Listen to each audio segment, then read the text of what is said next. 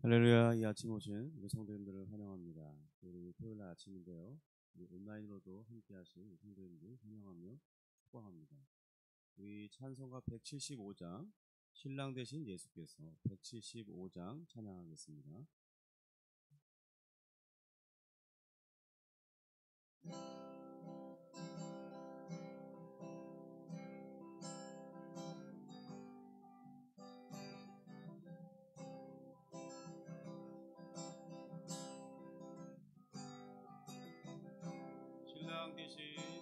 신랑 되신 예수께서 다시 오실 때 밝은 등불 들고 나갈 준비됐느냐. 그날 밤에 주님 맞을 등불이 준비됐느냐. 예비하라.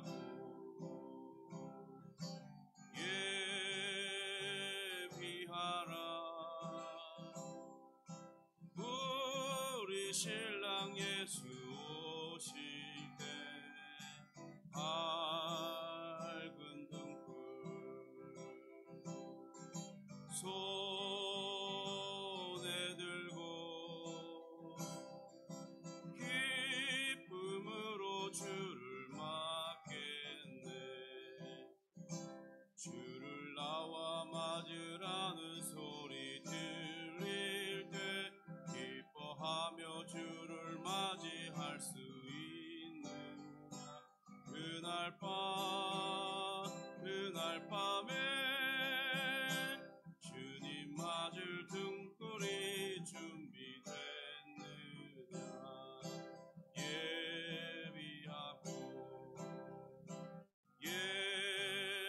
예비하라.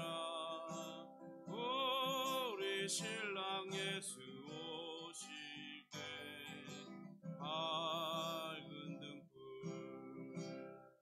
손에 들고 기쁨으로 주를 맞겠네. 항상 깨어 기도하며 거룩한 기름 준비하지 않고 주를 맞지 못하리. 그날 밤에 주님 맞을 등불이 준비됐느냐. 예비하라. 우리 신랑 예수 오실 때 밝은 등불 손에 들고 기쁨으로 주를 맞겠네. 그날 밤에 영화로운 혼인잔치에 기뻐하며 할렐루야 찬송 부르리. 그날 밤에 주님 맞을 등불이 준비됐느냐. 예비하라.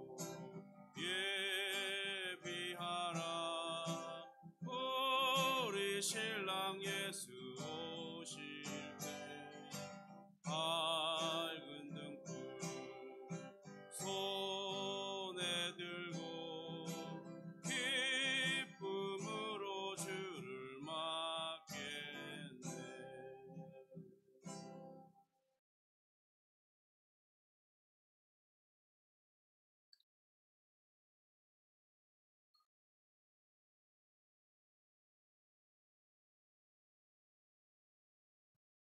우리 사도신경으로 신앙 고백하겠습니다.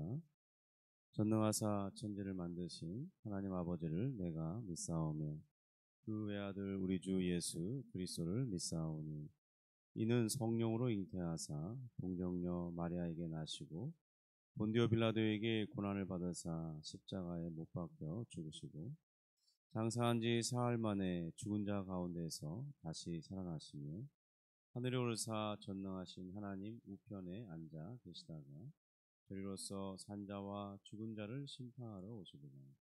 성령을 믿사오며 거룩한 공회와 성도가 서로 통하는 것과 죄를 사하여 주시는 것과 몸이 다시 사는 것과 영원히 사는 것을 믿사옵나이다. 아멘. 하나님 아버지 감사합니다. 또 이렇게 한 주를 마무리할 수 있는 토요일을 허락하시고 오늘 하루를 잘 준비해서 내일 우리 주님을 예배하는 주일로 또 새로운 한 주를 시작할 수 있도록 인도하시니 감사합니다. 하나님 나라가 시끄럽고 또 어려운 소식들이 많이 들리는데 주님 특별히 이 경제적인 곰팡 또 사업의 어떤 판로가 막히고 또 자영업 하시는 분들 자신의 삶을 운영하기 어려운 그런 환경에 처한 이들 은혜를 베풀어 주시고 저들에게 살 길을 허락하여 주시고 새로운 돌파구를 찾을 수 있도록 도와주시옵소서. 또 이 아침에 말씀을 들을 때 힘을 얻게 하시고 좋은 지혜와 아이디어들을 얻게 하시고 또 전진할 수 있는 용기와 담력을 허락해 주시고 또 추진력을 얻을 수 있도록 도와주시옵소서. 감사함이 예수님의 이름으로 기도합니다. 아멘. 우리 함께 보실 말씀은 고린도전서 15장 35절부터 53절까지입니다. 고린도전서 15장 35절부터 53절까지 말씀을 보겠습니다.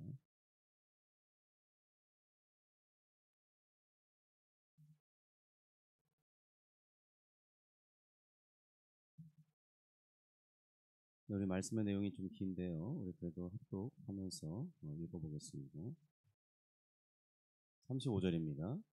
누가 묻기를 죽은 자들이 어떻게 다시 살아나며 어떠한 몸으로 오느냐 하리니 어리석은 자여 내가 뿌리는 씨가 죽지 않으면 살아나지 못하겠고 또 내가 뿌리는 것은 장래의 형체를 뿌리는 것이 아니요 다만 밀이나 다른 것의 알맹이일 뿐이로되 하나님이 그 뜻대로 그에게 형체를 주시되 각 종자에게 그 형체를 주시느니라. 육체는 다 같은 육체가 아니니 하나는 사람의 육체요 하나는 짐승의 육체요 하나는 새의 육체요 하나는 물고기의 육체라. 하늘에 속한 형체도 있고 땅에 속한 형체도 있으나 하늘에 속한 것의 영광이 따로 있고 땅에 속한 것의 영광이 따로 있으니 해의 영광이 다르고 달의 영광이 다르며 별의 영광도 다른데 별과 별의 영광이 다르도다. 죽은 자의 부활도 그와 같으니 썩을 것으로 심고 썩지 아니할 것으로 다시 살아나며 욕된 것으로 심고 영광스러운 것으로 다시 살아나며 약한 것으로 심고 강한 것으로 다시 살아나며 육의 몸으로 심고 신령한 몸으로 다시 살아나나니 육의 몸이 있은즉 또 영의 몸도 있느니라. 기록된 바 첫사람 아담은 생명이 되었다 함과 같이 마지막 아담은 살려주는 영이 되었나니 그러나 먼저는 신령한 사람이 아니요 육의 사람이요 그 다음에 신령한 사람이니라. 첫사람은 땅에서 났으니 흙에 속한 자이거니와 둘째 사람은 하늘에서 나셨느니라. 무릇 흙에 속한 자들은 저 흙에 속한 자와 같고 무릇 하늘에 속한 자들은 저 하늘에 속한 이와 같으니 우리가 흙에 속한 자의 형상을 입은 것 같이 또한 하늘에 속한 이의 형상을 입으리라. 형제들아 내가 이것을 말하노니 혈과 육은 하나님 나라를 이어받을 수 없고 또한 썩는 것은 썩지 아니하는 것을 유업으로 받지 못하느니라. 보라 내가 너희에게 비밀을 말하노니 우리가 다 잠잘 것이 아니요 마지막 나팔의 순식간에 홀연히 다 변화되리니 나팔 소리가 나매 죽은 자들이 썩지 아니할 것으로 다시 살아나고 우리도 변화되리라. 이 썩을 것이 반드시 썩지 아니할 것을 입겠고 이 죽을 것이 죽지 아니함을 입으리로다. 아멘. 오늘은 이 내용이 좀 깁니다. 그래서 시간이 좀 길어질 텐데 잘 유념해서 들으시면 감사하겠습니다. 어제 우리 말씀 끝에 제가 알려드렸듯이 오늘은 이 몸의 부활에 대해서 이제 본격적으로 다뤄보려고 합니다. 우리 몸이 다시 살아나게 된다는 것, 이것은 우리 신앙의 핵심이 되는 도리입니다. 우리 육체의 부활은 미래 이루실 일로서 우리가 마땅히 기대해야 하는 그런 하나님의 약속 중에 하나입니다. 우리 몸이 부활하게 되는 것은 이 하나님께서 이 세상의 모든 만물을 선하게 창조하셨다는 그 믿음과 깊은 연관이 있습니다. 첫사람 아담은 창조될 때 죽지 않을 수 있는 존재로서 창조되었습니다. 그러나 이 불순종과 타락에 대한 하나님의 저주와 심판의 결과 아담과 그의 모든 후손은 이제 다시는 반드시 죽음에 이르게 되는 그런 존재가 되고 말았죠. 이 죽음이 필연적으로 이제 사람들에게 찾아옵니다. 이는 하나님의 선하신 그 창조와 그의 의도와 반대되는 현상인 것이죠. 그래서 하나님께서는 예수 그리스도 안에서 이 만물의 회복을 하시려는 구원 계획을 즉각적으로 실행에 옮기셨습니다. 우리 창세기 3장 기사를 보면 아담과 하와가 선악을 알게 하는 나무의 열매를 먹자마자 얼마 시간이 지나지 않아서 하나님 그들에게 찾아오셨고 즉각적으로 은혜 언약을 선포하셨습니다. 그리고 또 이 아담과 하와가 무화과 나무 잎으로 자신의 몸을 가리지 않고 누군가의 희생에 치른 이 동물의 가죽으로 그들의 부끄러움을 감춰준 그런 사건이 기록되어 있죠. 하나님께서 우리를 구원하시는 것은 그저 죄에서 벗어나고 이 죄로 말미암는 이 형벌에 처해지지 않게 되는 것, 면제받는 것으로 끝나는 게 아닙니다. 그러니까 많은 분들이 대부분 여기에 머물러 있는 것 같아요. 우리가 이 받은 구원은 어디까지 나아가야 되냐? 새 하늘과 새 땅에서 온전한 사람으로서 살게 하는 이 몸과 영혼이 모두 구원받는 것을 뜻합니다. 특별히 예수 그리스도의 이 부활은 장차 우리가 죽게 될 이 몸이 어떻게 다시 부활해서 다시는 죽지 않는 몸으로 영생에 이르게 될지를 보여주는 확실한 이 소망의 근거가 됩니다. 그래서 사복음서의 끝을 살펴보시면 예수 그리스도의 이 극적인 부활과 승천 사건을 다 다루고 있습니다. 그리고 사도들의 설교에서도 사도행전을 보시면 예수 그리스도의 부활과 승천이 그 무엇보다 강조되고 있어요. 우리가 듣고 믿어 구원받게 된 이 복음의 내용에서도 사도 바울은 다음과 같이 말씀했습니다. 로마서 10장 9절 같은 경우에 내가 만일 내 입으로 예수를 주로 시인하며 또 하나님께서 그를 죽은 자 가운데서 살리신 것을 내 마음에 믿으면 구원을 받으리라 그랬어요. 죽었다는 사실과 그 가운데서 살리심을 받았다. 이것을 믿어야 된다고 강조해주고 있죠. 우리가 받게 되는 이 구원은 오직 예수 그리스도의 연합을 통해서만 받게 되는 것입니다. 그러니까 예수 그리스도와 이 분리돼서는 어떤 은총도 은택도 우리 하나님께로부터 받지 못해요. 그런데 우리가 가진 이 믿음을 통해서 주님께 나아갈 때 주님과 우리가 하나가 되고 주님께서 행하신 그 모든 과정이 우리가 같이 믿음 안에서 행한 것처럼 여김을 받고 그리고 그 결과를 따라서 우리도 구원받고 우리의 부활의 소망을 갖게 되는 것입니다. 장차 그 소망대로 그 믿음 바대로 이루어지겠죠. 그래서 그의 죽으심뿐만 아니라 그의 다시 살아나심은 우리에게 더욱 중요한 의미로 다가옵니다. 그가 만약 다시 살지 않으셨다면 우리 역시 다시 살 수 없게 되기 때문이겠죠. 그래서 우리가 이 목요일에 살펴보았듯이 우리가 읽은 오늘 본문 앞에 그 내용이 그리스도께서 죽은 자 가운데서 다시 살아나심이 확실하고 분명하다. 그것을 믿는 게 중요하다. 그런 것에 대해서 강조하고 있습니다. 이제 우리가 살펴볼 부분은 뭐냐면 우리의 소망의 핵심이 되는 이 몸의 부활에 대해서 알아볼 차례가 된 것입니다. 과연 성경 말씀에서는 부활을 입은 육체는 어떤 속성과 특징을 가지는지 살펴봐야 하겠죠. 죽음에서 부활한다는 것은 어떤 의미를 가지는 것이겠습니까? 이 질문에 대답하기 위해서는 성경에서 예수 그리스도의 부활을 어떻게 가르치고 있는지를 살펴볼 필요가 있어요. 그러나 이 내용을 좀 자세히 다루면 좋겠지만 내용이 방대해지고 또 이 토요 아침 기도회로서는 너무 긴 시간이 소요되기 때문에 아주 짧게만 언급하려 보겠습니다.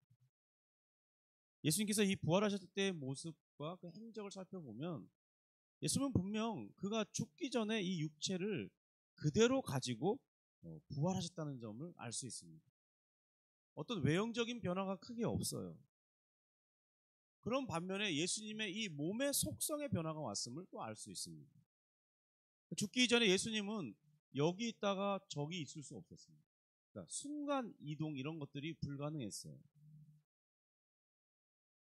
그래서 갑자기 사라지거나 문을 열지도 않고 들어갈 수 있거나 그러지를 못했어요. 항상 우리와 똑같은 방식으로 살아야 되고 새끼를 먹었다면 새끼를 먹어야 되고 자야 되고 그런 우리와 동일한 육체를 가지고 있었죠. 그런데 예수님이 죽고 나신 후 부활하셔서는 달라졌습니다.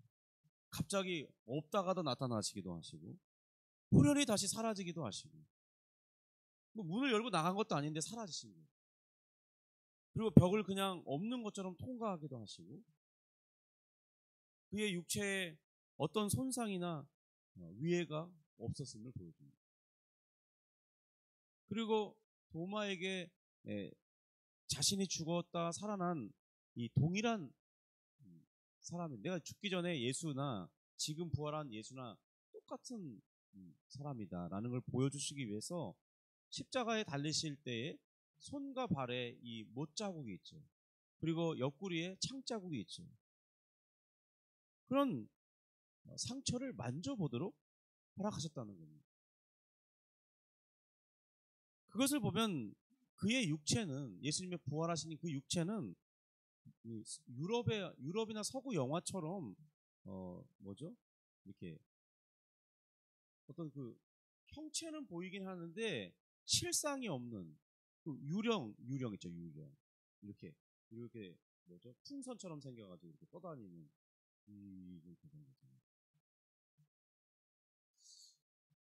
그런 상태가 아니라는 거예요. 부활의 상태가. 우리와 같이 이 분명한 이 육체를 가지고 있어요. 더군다나 갈릴리 바닷가에서 주님은 제자들과 함께 물고기와 빵도 같이 함께 잡수기도 하셨죠. 그러니까 부활의 몸에는 이 땅에 있는 이 현재 이 땅에서 나는 그런 어떤 그 음식을 먹을 수도 있다는 거예요. 소화할 수도 있다는 거예요. 이것이 장차 우리가 미래에 살게 될 하나님의 나라에서 어떤 삶을 살게 될 것인지에 대한 미리 보여주는 그림과 같다는 겁니다. 어떤 이들은 특별히 이 예수님의 육체적인 부활을 의심하고 다르게 주장합니다. 예를 들면 예수님의 부활하신 이 육체를 비물질적이다, 비육체적이다, 비가시적인 상태라고 그의 몸을 영적인 몸이라고 생각합니다. 그러니까 육체를 강조하지 않고 영을 강조하는 그 부활의 강조는 잘못된 것입니다. 그러나 성경 어디에도 예수님의 부활을 그렇게 말씀한 적이 없고 또 그렇게 주장하는 이들을 오히려 사도들은 거짓 선생이다. 그들을 가까이 하지 말라. 이렇게 말하고 경계하고 있습니다. 사도 바울은 고린도 지역에서 세워진 이 교회의 성도들에게 고린도전서 15장을 통해서 우리가 장차 어떻게 부활에 이르게 될 것인지에 대해서 이 예수 그리스도의 부활의 특징을 잘 정리해서 알려주었습니다. 그것은 장차 우리가 있게 될 이 부활의 몸과 동일한 특징을 가진다는 점에서 우리에게 매우 큰 유익을 얻게 되는 것이죠. 사도 바울이 부활을 자세히 다룬 이유는 당시 고린도 교인들이 이교 사상 문화권에 있었거든요. 그러니까 우리가 잘 알고 있는 이 그리스 로마 신화에 나오는 그런 제우스 또 뭐 헤라클레스 또 누가 있죠? 뭐 여러 하여튼 많은 막 온갖 잡동사니의 신들이 다 있잖아요. 그런데 그런 만신론에 가까운 그런 신앙을 갖고 있어서 자기들이 다 신으로 섬기는 그 사람, 그 존재들이 다 신이라고 여기면서 살았던 사람들이에요.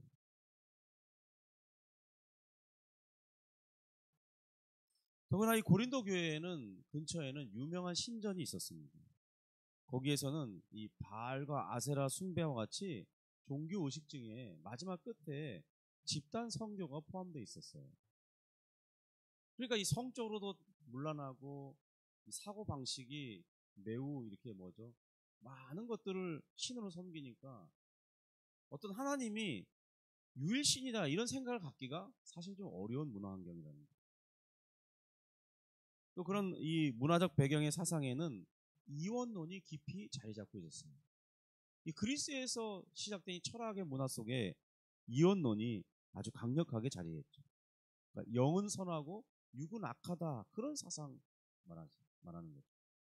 그런 사상 속에서 저들은 사람이 죽으면 육체가 악하니까 사람이 죽으면 그냥 소멸해 버린다고 생각했어요. 그러니까 존재 자체가 없어진다고 생각했어요. 그러니까 그런 문화 속에서 복음을 듣고 신자가 된 이 고린도 교인들에게 지금 몸이 다시 부활할 것이라고 하는 그 내용을 가르치는데 어려움이 있었습니다. 그들이 좀 생소하고 이해하기 어려운 사상이었던 거예요. 더군다나 사람이 죽고 완전히 부패해서 그 형체가 사라진 뒤에 어떻게 그 자신이 다시 이전에 가졌던 그 동일한 물질 그대로 몸이 다시 형성될 수 있느냐 하는 것에 의문을 가졌던 것입니다. 생각해 보세요. 사람이 죽어서 땅에 묻히면 그 성분이 이제 땅으로 흡수되잖아요. 그럼 그게 가만히 있습니까? 거기에 이제 식물들이 자라고 식물은 동물이 먹고 그 약한 동물은 또 육식 동물이 먹고 또 그러다가 또 사람이 그 동물을 수렵해서 잡아다가 먹고 그러면 그 원래의 그 사람의 몸이 온갖 이렇게 가세 다 흩어져 있잖아요. 그죠? 그리고 또 어떤 순환의 과정이 일어나요.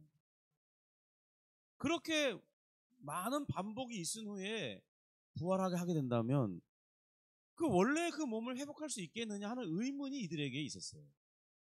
그들의 어떤 그 문화와 사상적 근거 때문에 이 몸이 부활한다 이런 사상을 새롭게 받아들이기가 어려운 거예요. 우리가 지금부터 본격적으로 배워보겠지만 이 지성의 한계를 가진 우리로서는 이 육체의 부활에서 사실 그 성경이 의도한 대로 다 이해하고 받아들이는 것이 쉽진 않아요.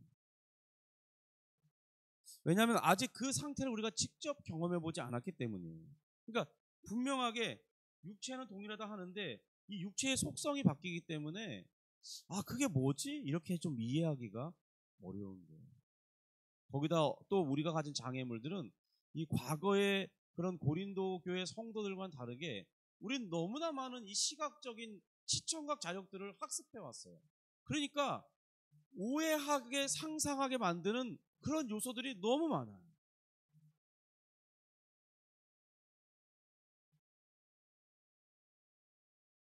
어쨌든 사도 바울은 이 부활에 대해서 특별히 이 두 가지 예를 들어서 설명하고 있습니다. 35절인데요. 이렇게 묻죠. 우리 같이 읽어볼까요? 35절. 누가 묻기를 죽은 자들이 어떻게 다시 살아나며 어떠한 몸으로 오느냐 하리니. 우리도 이렇게 묻는 이들과 동일한 궁금함을 가지고 있지 않습니까? 그리스도께서 입으셨고 장차 우리가 이제 입게 될 그 부활의 몸은 과연 어떤 것이냐 하는 거예요. 우선 사도 바울은 씨와 열매의 은유를 통해서 몸의 부활에 대해서 설명했습니다. 모든 열매가 가진 그 씨를 생각해 보세요. 그 씨가 이제 열매와 함께 땅에 묻혀서 썩게 되면 그 씨의 씨눈이 이제 발화하죠. 발화해서 싹이 트고 그 싹이 자라면 거대한 나무까지 자라게 되는 그런 일들이 일어나죠. 그러면 또다시 그 나무에서 많은 새로운 열매들이 맺히게 됩니다. 분명히 씨를 품고 있던 그 열매와는 다른 열매예요. 그렇지 않습니까? 그러나 동일한 모양과 맛을 내죠. 그래서 우리는 그것을 이름을 붙이잖아요. 뭐 사과, 오렌지, 배, 이런 식의 이름을 붙여서 계속 그것이 그것으로 인지되잖아요. 같은 거라고 생각하죠. 그러나 모든 열매는 사실 그 열매를 맺기 전에 나무는 죽음의 과정을 한번 거치고 새롭게 태어난 다른 것에 종류는 같지만 다른 것이라는 거예요. 우리 부활이 그와 같은 특징을 가질 것이라는 겁니다. 36절부터 38절입니다. 우리 같이 읽어봅니다. 어리석은 자여, 내가 뿌리는 씨가 죽지 않으면 살아나지 못하겠고, 또 내가 뿌리는 것은 장래의 형체를 뿌리는 것이 아니요 다만 밀이나 다른 것의 알맹이 뿐이로되, 하나님이 그 뜻대로 그에게 형체를 주시되 각 종자에게 그 형체를 주시느니라. 씨는 이 죽는 과정을 거쳐야 새로운 싹이 나오게 되어 있습니다. 그리고 그것이 자라서 나무가 되고 혹은 밀과 쌀을 맺히는 식물로 자라가게 되죠. 그러니까 그 각 열매의 씨앗들은 죽음의 과정을 거쳐야만 새로운 형체를 입을 수 있는 그런 시스템 속에 있다는 거예요. 그것은 새로운 형체를 입기 위한 필연적인 과정이에요. 그 죽는 과정을 거치지 않으면 절대로 새롭게 열매를 맺을 수가 없습니다. 그래서 수천 년 전에 있던 그 씨앗이 최근에 심었더니 다시 자라난다, 이런 보고들이 있잖아요. 절대로 안 죽으면 열매를 맺지 않아요. 그런데 죽으면 열매를 맺습니다. 그것처럼 이 사도 바울이 지금 우리에게 무엇을 알게 하려는 거냐면, 우리 몸도 부활의 몸을 입으려 한다면 그러면 우선적으로 우리가 거쳐야 할 과정이 뭐냐? 우리 육체가 죽는 과정을 거쳐야 된다는 것입니다. 사도 바울이 씨를 땅에 묻어야만 그 씨가 땅 속에서 썩으면서 그 씨 안에 있던 씨눈이 발화하면서 곡식을 맺는 그 식물이나 열매를 맺는 나무로 자라게 되듯이, 지금 이 씨앗의 비유를 한 것은 바로 우리 몸이 땅에 묻혀지는 이 장래의 과정을 설명하는 거예요. 비유로, 은유로 쓰니까.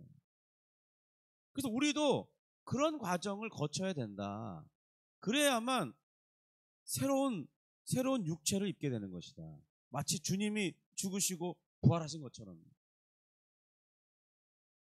그런 뒤에야 비로소 이 씨앗이 발화의 과정을 거쳐서 새로운 열매를 맺도록 자라는 것처럼 우리 몸도 이제 완전히 새로운 그 몸을 입게 될 거라는 겁니다.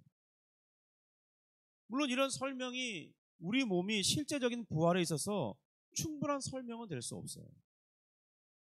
왜냐하면 식물의 경우는 땅에 묻히고 자라는 이 과정, 이것이 매우 자연스러운 과정이죠. 그렇게 되지 않으면 안 되는, 무슨 그것이 죄를 졌기 때문에 그런 일이 벌어나는 게 일어나는 게 아니잖아요. 하나님의 정하심의 순서대로 자연스럽고 아름다운 것이죠. 그래야 그 풍성한 열매를 맺을 때 동물들이나 사람들이 먹고 살 수 있으니까. 그러니까 식물에게 이 씨앗이 죽고 발화하고 다시 새로운 열매를 맺는 이 과정은 자연스러운 거라는 거예요. 그런데 우리 몸이 죽고 다시 살아나는 되는 과정은 다른 문제를 가지고 있습니다. 다른 것을 포함하고 있어요.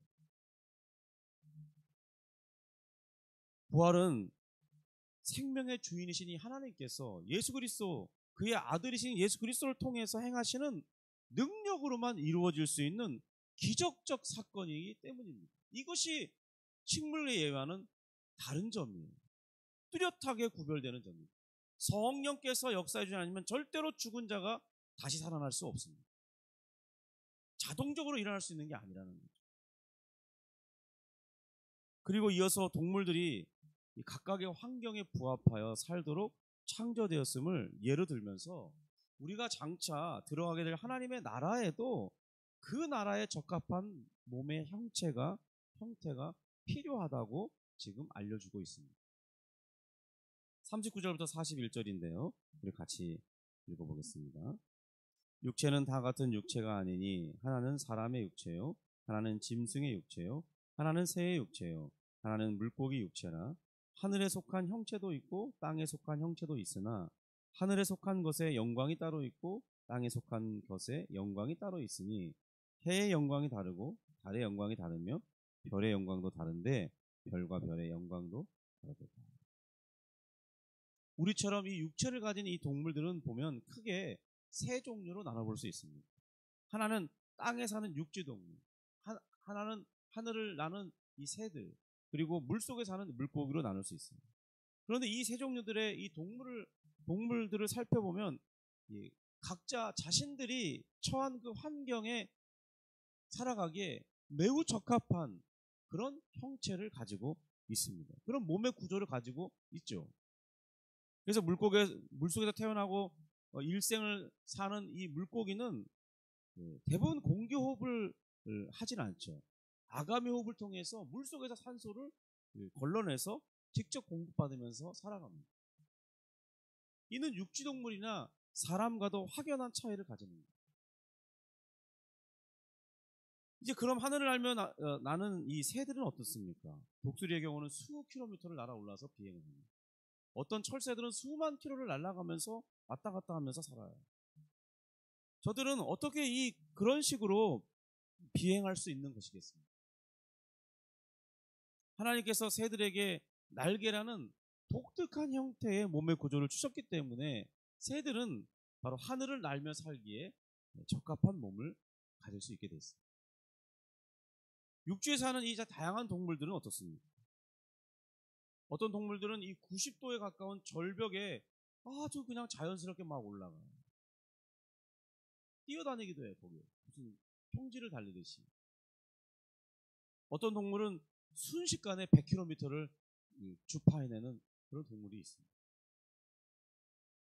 어떤 동물은 새끼손가락보다 작은 원숭이가 있고요. 매우 치명적인 독을 가지고 살아가는 독사나 이 밀림에 사는 도깨구리 등 정말 저들은 놀라울 정도로 다양성을 가진 채 각각 자신에 맞는 그 환경에 따라서 자신에게 적합한 모든 그 신체의 구조와 형질을 갖는다는 거예요. 그러니까 이것들의 이 공통점은 한결같이 각기 자신이 주로 살아야 할 그 장소에 최적화된 몸을 가지고 있다는 것입니다. 그럼 이제 현재 우리의 몸은 어떻겠습니까? 우리 몸도 동일하죠. 우리 몸도 지금 현재 우리가 살고 있는 이 땅에 살기에 매우 적합한 몸을 가지고 있어요. 자, 이런 원리 속에서 이제 우리가 유추해 볼 수 있는 거죠. 우리가 부활을 잊게 돼서 다시는 죽지 않는 그 몸을 입고 그리고 죄에게 지지 않는 이 몸을 입게 된다면 왜 그러한 몸을 하나님께서 주시느냐를 물어봐야 될 것입니다. 그것은 우리가 이제 장차 들어가 살아야 될 새로운 나라, 그 하나님 나라의 특성 때문에 그렇다는 거예요. 그러니까 몸이 바뀌지 않으면 그 나라에 들어가 살기가 적합하지 않아요. 만약 여전히 죄 짓는 이 몸을 구원받았다고 해서 영원히 구원받았으니까 이 상태, 변화되지 않는 이 육체를 가지고 그대로 들어가서 하나님 나라에 들어가서 산다면 어떤 문제가 발생하겠습니까? 우리 몸이 한 번은 죽어야 되잖아요. 그런데 변화되지 않는 몸으로 들어갔으니까 그 나라가 사망이 왕노릇하는 나라로 바뀌는 거예요. 그 나라에 들어가자마자 우리는 뭘 하겠습니까? 우리의 변화하지 않는 이 육체에서 나오는 소욕을 따라서 행하다 보면 성령에 지배받지 않겠죠. 여기나 거기나 다 죄로 뒤집어지는, 그죠? 죄에 노출되는 그런 세상으로 변하겠죠. 여기도 지옥, 어떤 죄를 볼 때는 여기도 지옥이지만 하나님 나라도 곧 지옥으로 바뀌고 말겠죠. 그러니까 절대로 그래서는 안 되는 거예요. 우리의 이 몸으로 그냥 들어갈 수는 없는 겁니다. 왜냐하면 하나님의 나라는 성령의 완전한 지배를 받는 나라예요. 죄가 용인되지 않는 나라입니다. 거룩한 나라예요.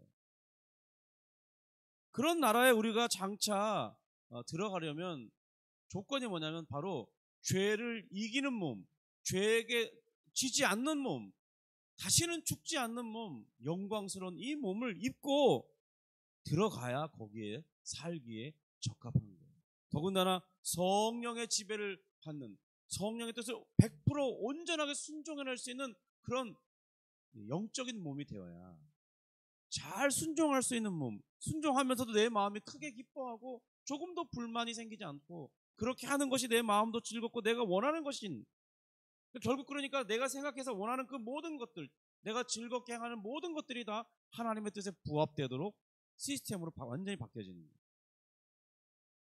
그렇게 바뀔 수 있는 조건이 뭐냐? 바로 부활의 몸을 입는 것입니다. 그런 하나님 나라에 들어가기 위해서 하나님은 우리에게 먼저 예수님을 통해서 육체가 죽고 살아나시는 과정을 보여주셨고, 이제 우리도 믿음을 따라서 예수님처럼 우리도 한번 죽고 부활의 몸을 입게 된다는 것입니다. 정말 그렇지 않습니까? 육체를 가진 동물들이나 사람인 우리까지도 각기 자신들이 이 살아야 환경에 정확하게 부합된 몸의 형체를 하나님께로부터 받았어요. 그렇다면, 그런 하나님께로부터 그런 것을 받았다면, 이제 거룩한 하나님 나라에서 살고자 한다면 거기에 정확하게 부합되는 몸이 있어야 하는 것을, 하나님이 그것을 요구할 것이라는 사실을 우리가 알 수 있어요. 그러니까 하나님께서 바로 우리에게 그 나라에 들어가 살기에 적합한 몸으로 우리를 은혜 가운데 바꿔주시겠다는 거예요. 새롭게 해주시겠다는 거예요. 이런 생각은 지극히 상식적이지 않습니까? 제가 이럴 줄 알았어요. 뭘 알았냐? 제가 이제 13, 14년 전에 이런 내용을 배운 적이 있었고요. 그리고 최근에 다시 배우게 된 내용인데, 목요일 날 시작했잖아요. 이게 사실 최소한 화요일 날 일주일 내내 했어야 되는데, 이게 충분히 이해하기 위해서는 많은 내용을 좀 다룰 필요가 있어요. 그냥 딱 그 부분만 다뤄갖고는 이게 뭐냐면 무슨 퍼즐 조각에 한 두세 개만 떼갖고 딱 붙여보는 거기 때문에 전체 그림을 볼 수가 없어요. 그러니까 쭉 시리즈처럼 설명을 해야지만 드디어 이 몸의 부활의 필요성이나 몸의 부활이 뭘 말하는지를 알 수 있기 때문에 내용을 다 다룰 수 없을 거라는 확신을 이미 알고 있었습니다. 예고했던 것처럼. 그러니까 지금 제가 이렇게 말씀드리는 내용도 제가 배운 내용의 10분의 1 정도밖에 안 돼요. 그러니까 매우 이것을 압축하고 골라내서 설명하고 있어요. 그런데도 내용이 이렇게 많아요. 그런데 이 아침 예배 설교로는 길면 보통은 20분인데 길면 25분에서 30분을 사용하면 끝나요. 더 길게 하면 힘들죠. 그러니까 최소 5일 정도가 필요했는데 우리가 이 몸의 부활에 대해서 또 확장해서 배워야 할 게 있어요. 몸의 부활을 배우면 반드시 같이 배우는 게 좋은 게 뭐냐면 이 패키지처럼 배워야 할 내용이 있는데, 우리가 그러면 들어가서 사는 그 천국은 우리가 천국에 들어가겠죠? 그러면 그 부활의 몸을 입고 들어갔을 때 어떻게, 그러면 어떤 상태로 우리가 살아가게 될 것이냐, 그리고 그 천국은 그러면 어떤 곳이냐, 어떤 형태를 띠고 있는 것이 우리가 들어갈 천국이냐, 이걸 또 더 다뤄봐야 돼요. 그리고 또 아직 주님께서 재림하지 않으셨고 여전히 오늘도 죽음을 맞이하는 성도들이 있기 때문에, 그럼 그 죽은 성도들의 영혼은 어디가 있는 거냐, 그들은 어떤 상태로 있느냐, 이런 것들도 좀 다뤄봐야 돼요. 그러니까 시간이 좀 많이 필요한데, 그래야 우리의 이 신앙의 궁금증이 좀 이렇게 좀 시원하게 해소될 수 있습니다. 마치 우리 뭐 삶은 고구마 먹다가 막 급하게 먹으면 목에 콱 매이면은 안 내려가잖아요. 죽을 것 같잖아요. 얼른 물을 먹어야 시원해지잖아요. 마치 그런 이 지적인 욕구, 하나님의 말씀과 하나님의 그런 말씀의 뜻을 알고 싶은 그 욕구가 쭉 다뤄봐야 해결될 수 있다는 거예요. 그렇게 지적인 목마름이 해소되면 우리에게 어떤 유익이 주어지냐면, 마음의 확신을 가지는 그런 중에 복음을 증거할 수 있어요. 우리 주변의 사람들에게 전도할 때 담대함이 있습니다. 그리고 물론 전도할 때 성령 충만과 능력을 입어야겠지만은 지적인 이해도 갖추고 있어야 돼요. 그래야 더 효과적이고 탁월하게 능수능란하게 복음의 핵심이 무엇인지를 탁 짚어서 가르쳐 줄 수 있다는 거예요. 누군가 복음을 전도받다가 아 그래요? 그럼 그건 뭡니까? 이렇게 툭 찔렀는데 몰라봐요. 어버버 하면은 복음의 능력이 약화되는 거예요. 제가 유튜브를 살펴보니까 평균 조회수가 한 25회 내외던데요. 저도 설교 후에 다시 이렇게 돌아보며 들어보고 있습니다. 그러니까 그거 빼고 그러면 한 분이 실수로 한 번 더 들어온다거나 아니면 한 2번 정도 봤다고 치고 그러면 한 대략 10명은 될 것 같아요. 그분들이 여기 지금 이 자리에 앉아서 지금 듣고 있는 게 아니고 각자 자리에서 듣고 있잖아요. 그러니까 의견을 물어볼 수가 없습니다. 마음 같아서는 그냥 지금부터 그냥 10시까지 쫙 풀면 웬만하면 빨리 하면 끝낼 수 있을 텐데 우리에겐 또 내일이 있고 오늘 또 우리가 다 해야 할 일이 다 있기 때문에 그래서 제가 다음 주에는 이제 월화수목 세미나가 있고 금요일은 조금 쉬면서 주일 준비를 해야 되기 때문에 그래서 그냥 토요일부터 몇 번 더 해야 되지 않겠나 생각을 하고 있는 겁니다. 그러고 있어요. 그래서 한 못해도 한 5번, 6번, 7번 이 정도 하게 되지 않을까 싶습니다. 어쨌든 문의해온 그분들에게 제가 목사라서 최소한 성실하게 답은 해드리고 뭐 듣고 안 듣고는 본인들의 선택사항이지만 저는 부탁을 수용했고 그래서 성실하게 하고 싶습니다. 어쨌든 이 몸의 부활과 하나님의 나라에 들어가는 것과 관련해서 제가 최근에 강의한 이 요한일서를 함께 들어보시면 조금 더 약간 포인트는 다르지만 그런 것들을 좀 더 이해하는 데 도움이 될 수 있을 것 같아요. 같이 들어보시면서 노트에 이렇게 메모도 하시고 간단하게 요약해 보신다면 좋은 성경 공부가 될 수도 있고 또 든든한 신앙의 기초를 세우는데 도움이 되리라고 생각합니다. 그리고 또 순장님이나 부역장, 셀장 이런 모임을 인도하시는 분들에게는 풍성한 나눔을 이끌 수 있는 그런 성경적 기초를 가질 수 있다고 생각합니다. 어쨌든 그런 도움을 받기를 바라고요. 그래도 이 며칠 기다리면서 들으신 분들이 있다는 소식을 들었는데 3, 4분 내로 짧게 이 몸의 부활에 대해서만 탁 얘기하고 확장해서 가르쳐 드리는 건 다음 주 토요일 날 해드리도록 하겠습니다. 이 거룩한 하나님의 나라에 들어가 살기에 필요한 몸의 상태에 대해서 지금 사도 바울이 크게 4가지 특징을 말해주고 있어요. 42절부터 44절인데요. 우리 같이 한번 또 읽어보겠습니다. 42절입니다. 시작. 죽은 자의 부활도 그와 같으니 썩을 것으로 심고 썩지 아니할 것으로 다시 살아나며 욕된 것으로 심고 영광스러운 것으로 다시 살아나며 약한 것으로 심고 강한 것으로 다시 살아나며 육의 몸으로 심고 신령한 몸으로 다시 살아나니 육의 몸이 있은즉 또 영의 몸도 있느니라. 부활의 이 몸의 특성, 그 첫 번째는 썩지 않는 것입니다. 두 번째는 영광스러운 상태가 되는 거예요. 세 번째는 강한 몸을 입은 상태가 되고요. 네 번째는 신령한 몸을 입게 된다. 이것이 요지입니다. 이 4가지 특성을 입는 것을 가리켜 하늘에 속한 이의 형상을 입는 것이라고 그 뒤편에 얘기하고 있습니다. 곧 지금 부활해서 살아계시는 그리스도와 같이 우리가 될 것이라고 말하는 표현이 하늘에 속한 이의 형상이라는 뜻입니다. 이 4가지의 이 변화는 우리 몸의 본질을 변화시키는 것을 바꾸는 것을 말하는 게 아니에요. 그러니까 우리가 또 오늘날 우리 SF 영화가 재미있긴 한데 우리한테 자꾸 성경적인 것을 상상할 때 왜곡을 일으켜요. 너무 많이 본 게 문제입니다. 우리가 부활의 몸을 이렇게 되면 이 외계인처럼 바뀌는 게 아니에요.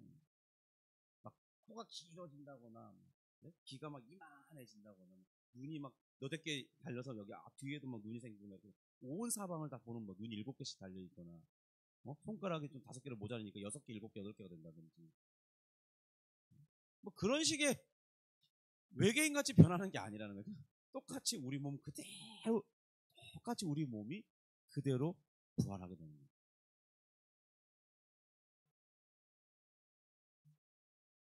그러면 이제 궁금할 수 있는 부분이 생겨요. 이런 얘기하면 꼭 반드시 궁금증이 생기는 분들이 있어요. 어떤 궁금증이 생기냐?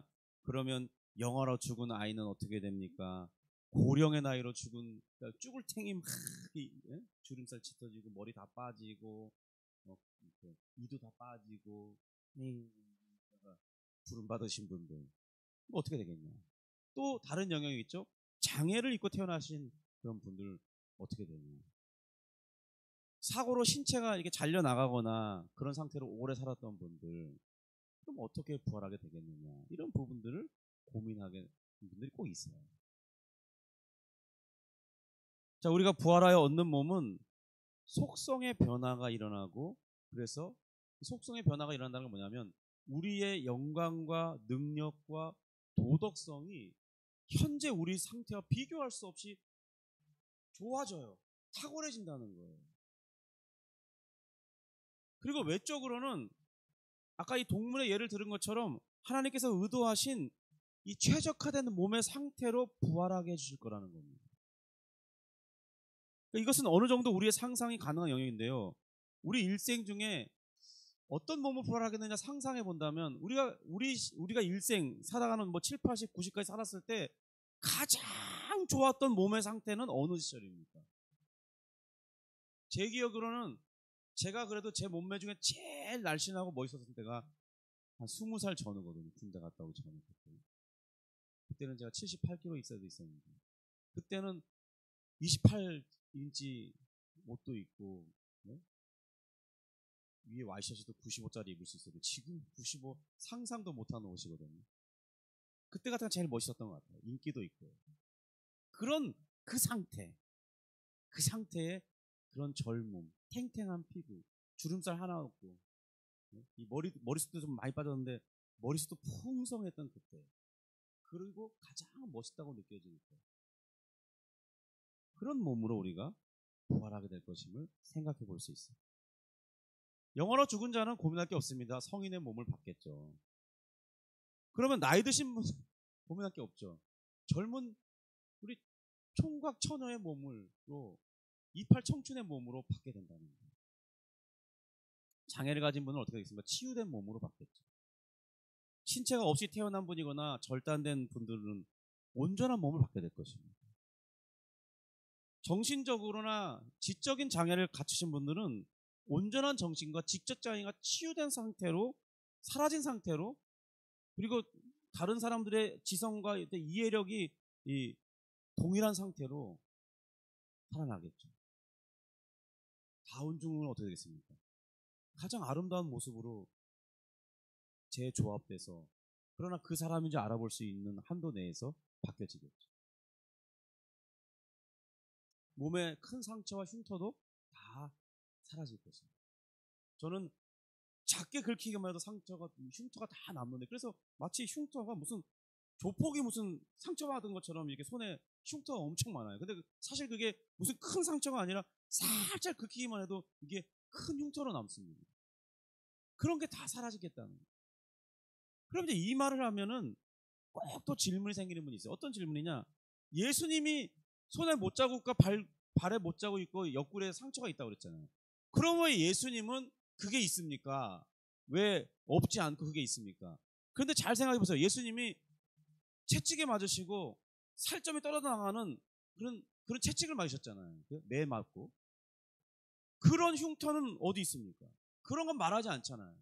그러니까 하나님의 은혜로 우리의 믿음을 더 이렇게 확실하게 하기 위해서, 최소한 도마의 믿음이 흔들리지 않게 하기 위해서 은혜 가운데 예수님이 그 흔적을 그냥 남겨두신 거라고 봐야 돼요. 그러니까 우리의 은혜를 위해서 예수님은 온전한 회복과 치유, 이 몸에 상처를 남겨두신 거라고 봐야 돼요. 근데 그것은 그러니까 우리에게 은혜를 베푸시기 위한 하나님의 자비로우십니다.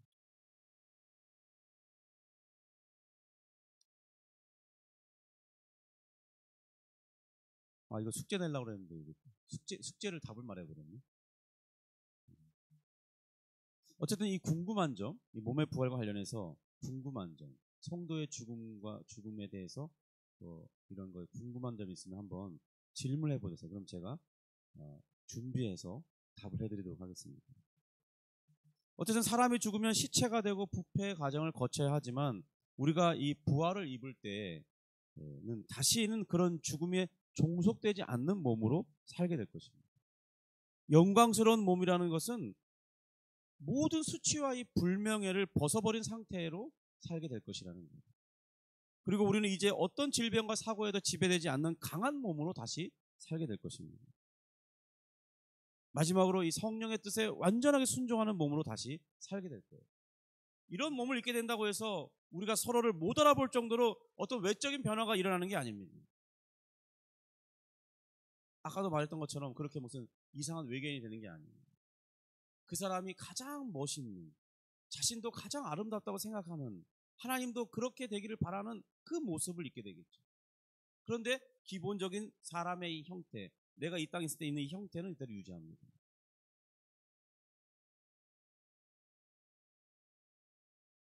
그러면 저는 뚱뚱한데요. 좀 등치가 있잖아요. 이 살덩어리 이거 지방덩어리는 어떻게 되겠습니까? 그걸 한번 숙제로 내야 됩니다. 이 지방덩어리는 어떻게 되겠습니까? 한번 답을 해주시면 너무 감사하겠습니다. 신령한 몸을 설명할 때 성령의 뜻에 완전히 순종할 수 있는 몸이라고 하니까 어떤 이는 즉각적으로 천국은 영원히 예배하는 나라인데 그거 지겨워서 어떡하냐 그런 생각을 하죠. 고민하시는 분이 많아요. 진짜 심각하게. 지금 주일 2시간, 1시간 반도 예배하는 게 이렇게 지겹고 졸리는데 천국 가서 천국 가서 영원히 예배한다면 나는 천국 가기 싫다. 그런 생각을 하시는 분이 있다니까요. 실제로 많아요. 의외로 교회 안에. 그거 우리가 너무 천국을 공상과학 만화처럼 생각하기 때문에 너무 이소무화처럼 접근하는 거예요. 그런 천국에 대한 이해는. 그런 부분에 대해서 지금 우리 다음 주 토요일부터 이어서 강론을 해보겠습니다. 그러니까 다음 주 토요일에는 우리 몸의 부활의 특성 4가지에 대해서 좀 확장해서 설명드리고, 그 다음에 좀 시간을 내서 이런 부연적인 것들, 그 다음에 성도가 미리 주님 오시기 전에 죽게 되는데, 그러면 그 성도는 어떤 상태로 어디에 있는 거냐. 우리 천국이라고 말하는데, 그럼 그 말하고 있는 지금 죽은 성도들이 가 있는 천국과 우리 몸의 부활을 입고 가는 천국에는 무슨 차이가 있냐. 이런 것들에 대해서 좀 다뤄보겠습니다. 2번이나 3번 정도 하면 되지 않을까 싶은데, 다음 주 토요일 날, 내일 주일 예배 드리고 다음 주 토요일 날 이 아침에는 만나도록 하겠습니다. 기도하겠습니다. 하나님 감사합니다. 우리 주님께서 은혜 베푸셔서 우리 믿음의 핵심이 되는 몸의 부활에 대해서 배워볼 수 있는 시간을 주시니 감사합니다. 그럼 이것이 우리에게 신앙의 지식을 더 확장시키고 분명하게 우리가 얻게 될 그 몸의 부활과 하나님의 나라에 대해서 더 풍성하게 이해할 수 있는 그런 기회를 얻기로 합니다. 그래서 우리 신앙이 견고해지고 또 다른 이들에게 예수 그리스도의 구원의 복음의 필요성을 설명할 때 확신 있게 전달할 수 있는 기회를 얻기를 원합니다. 주님 도와주시고 은혜를 베풀어 주옵소서. 오늘 토요일이니 내일 주일을 잘 준비할 수 있는 하루가 되게 하시고, 우리 마음이 너무 이 세상의 것들에 사로잡히지 않도록, 또 내 마음이 저녁이 되면 조용하게 일주일을 마무리하고 우리 주님을 생각하면서 주일을 준비하고 우리가 드려질 그 감사의 예물들을 준비하고 나아갈 수 있도록 은혜를 베풀어 주옵소서. 그래서 우리 주일 예배가 하나님께 받아들여지고 우리는 응답으로 마음이 기쁘며 승리의 확신 속에 한 주를 살아갈 수 있도록 은혜를 베풀어 주옵소서. 예수님의 이름으로 기도합니다. 아멘. 하늘에 계신 우리 아버지여, 이름이 거룩히 여김을 받으시오니 나라가 임하시오니 뜻이 하늘에서 이룬 것 같이 땅에서도 이루어지이다. 오늘날 우리에게 일용할 양식을 주옵시고 우리가 우리에게 죄 지은 자를 사하여 준 것 같이 우리 죄를 사하여 주옵시고 우리를 시험에 들게 하지 마옵시고 다만 악에서 구하옵소서. 대개 나라와 권세와 영광이 아버지께 영원히 있사옵나이다.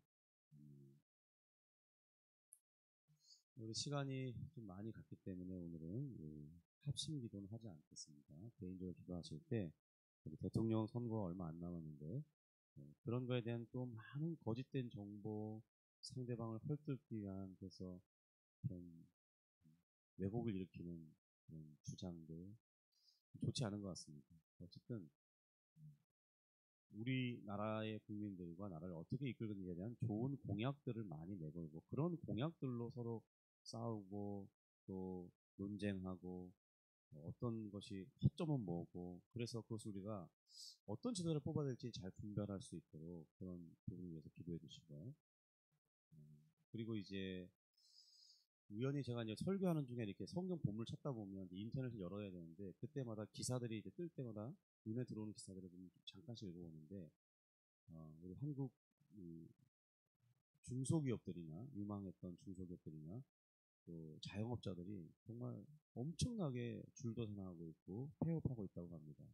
그리고 그런 분들을 위해서 다시 살아날 수 있도록 저들이 삶의 소망을 얻을 수 있도록 꼭 기도해 주시고, 그 외에도 많은 어려움에 처한 분들을 위해서 기도해 주시고, 또 우리 이 전도해야 할 대상자를 위해서 기도해 주시고, 또 개인의 기도점을 가지고 각자 기도하시다가 돌아가도록 하겠습니다.